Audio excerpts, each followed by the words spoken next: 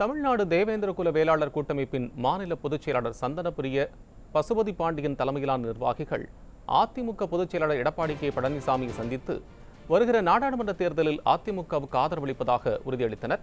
இது தொடர்பான கூடுதல் தகவல்களை செய்தியாளர் மதியழகனிடம் கேட்கலாம். மதியழகன், கூடுதல் விவரம் சொல்லுங்க. வணக்கம் கோபால்.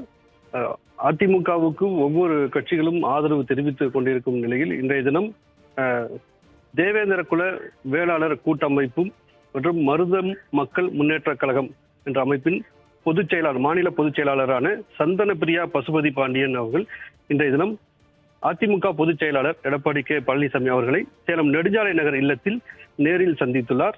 அப்போது தேவேந்திர குல வேளாளர் கூட்டமைப்பானது அதிமுகவுக்கு ஆதரவு அளிப்பதாகவும் வரும் நாடாளுமன்ற தேர்தலிலும் சட்டமன்ற தேர்தலிலும் அதிமுக கூட்டணிக்கு ஆதரவாக செயல்படுவதாகவும் அவர் உறுதியளித்திருக்கிறார். அதனைத் தொடர்ந்து செய்தியாளர்களுக்கு பேட்டியளித்த சந்தனப்பிரியா பசுபதி பாண்டியன், தனது தந்தை பசுபதி பாண்டியன் இருந்தபோது அதிமுகவுக்கு தொடர்ந்து ஆதரவு அளித்து வந்திருந்தார்.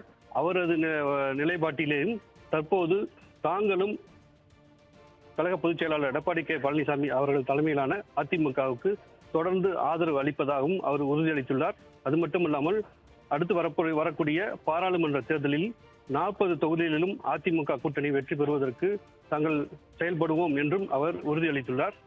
இந்த நிகழ்வின் போது விருதுநகர் மேற்கு மாவட்ட கழக செயலாளரும் முன்னாள் அமைச்சருமான KT ராஜேந்திர பாலாஜி உடனிருந்திருக்கிறார்கள்.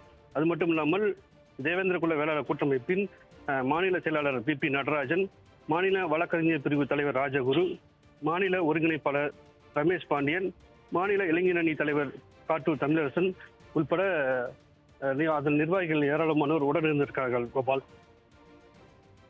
மதியழகன், உங்கள் விவரங்களுக்கு நன்றி.